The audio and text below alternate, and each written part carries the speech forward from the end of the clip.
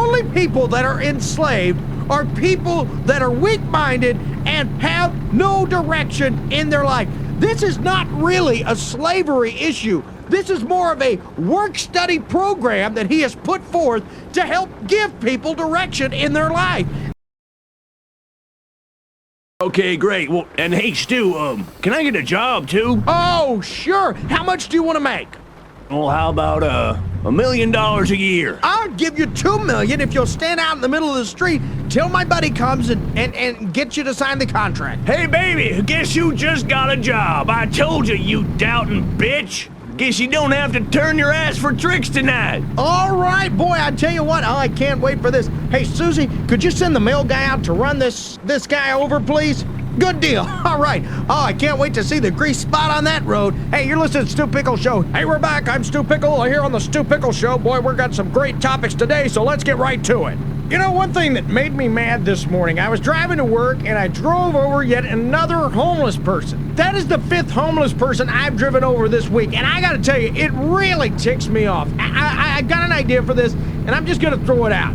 Homeless work camps. What if we take all the homeless people and put them in one area? They're in this one big camp, if you will, and they're doing our bidding.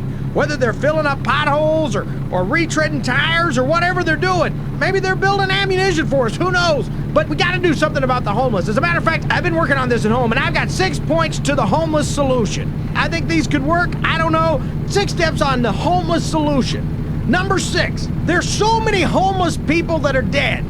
Why don't we start utilizing their dead carcasses as bait? You know, we all take a deep-sea fishing expedition. You spend so much anyway on that. Just think of the money you'd save.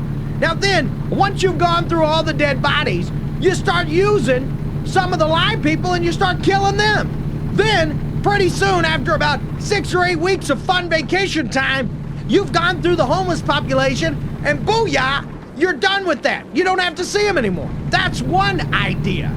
Another idea is to use them for weapon experiments. For example, you know, a lot of times you use those little paper targets. Well, how bad is paper gonna try to defend against it? It's not, it's really not. But if you start shooting homeless people, just think of what you can do. You can see how far a scatter gun will throw a 140-pound man. I mean, that's invaluable. You could shoot somebody in the crotch, see what kind of reaction you get. I mean, these are all things you can practice when you're in the heat of battle. For example, the other day I shot a homeless guy with a chain gun and watched him run around on his nubs for 30 minutes. I mean, I wouldn't have thought that. So next time I shoot somebody, I'm gonna go for a head instead of the legs, because I don't want him running around. What if he's got a knife? Another thing I think we should do is have a homeless army. Now, here's the thing I'm thinking about that. Okay, let's say we want to attack Lava Falls or Blister Canyon, okay? Now this is a very common practice. Why would you want to go in with your sentinels and have them be the first line of defense? You don't.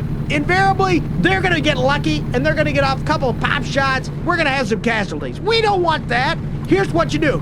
You get your homeless people and you tell them there's a free buffet over in one of your other cities or wherever you're attacking, for that matter. All right? Then this horde of homeless people are going to get up. They're going to start heading that way. Then you get on the horn and you call them and you say, hey, I'm sending over an army. Get ready for it. Well, they're going to use all their ammunition to shoot all these homeless people. Well, once they've gone through all of their ammunition, they're going to be out there trying to search and scavenge and see what they can get. Well, by that time, they're going to realize it's homeless people. Then our sentinels walk in there. Booyah, they've killed them all, taken the city. It's an easy thing. You could probably take care of the whole homeless population in about 2 attacks. Let's say you do one for Blister Canyon, one for Lava Falls. It's not like the other homeless people that survive are gonna tell them not to do it because there won't be any homeless people left. You see what happens?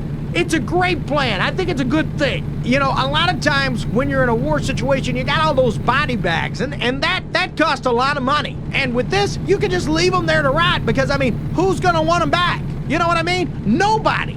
For that matter, you could pile up all the homeless people and make like a little homeless people's shelter. Now, granted, the stench is gonna be pretty bad. But hey, if it's raining, it's better to smell a little stinky than be wet. You know what I'm saying? And I think you do. I think you do. You're living in a little homeless hovel, if you will. I mean, I think that's a great thing. Now, granted, you know, some of them, they're not gonna have legs and feet, but that's fine. You know, you can figure that out. Maybe that's like a door.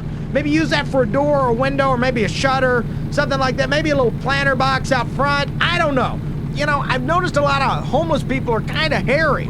it's unattractive to me. So what you do is you shave the homeless people, shear them like sheep. Then you use the hair itself to make like a sweater or a blanket. Now granted, you're gonna say, hey, this sweater or blanket's probably gonna smell. Well, once you wash it, it's probably gonna be okay. I think actually the stink is held in the hair, and since homeless people never wash, getting rid of the hair will make them smell better. Once you wash the blanket or sweater, it's gonna smell better, and it's gonna make Paradise City smell like a Paradise City. You know what I'm saying?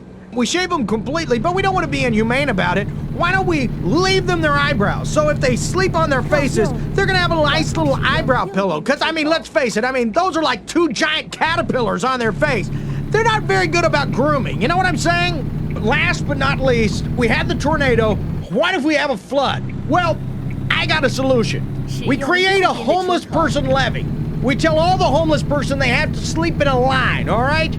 Well, that line, in essence, is our levy, all right? Let's say we see the weather forecast and there's gonna be a rain event, if you will. We say, hey, here's some bread. Well, we drug the bread. Then they go, they lay in their little line. Now, we're gonna lose some homeless people because a few of them are gonna drown, the ones on the bottom. But the ones up the top will live, and that'll be our next level of our levy. It's a very good idea, and it would make my home dry, which I think is a good thing. We'd lose some homeless people, but we'd all stay dry, and I think that's the important thing, don't you? Let them die, keep us dry. Let them die, keep us dry. It's a perfect solution. These are just my thoughts on what to do with the homeless. If you agree, hey, send me a letter supporting me on it, and we'll try to get some of these ideas rolling. You know what I'm saying? And if you're a big corporation who would like to fund some of this stuff, hey, more power to you. More power to you. Give me a call, we'll get this going. Next call.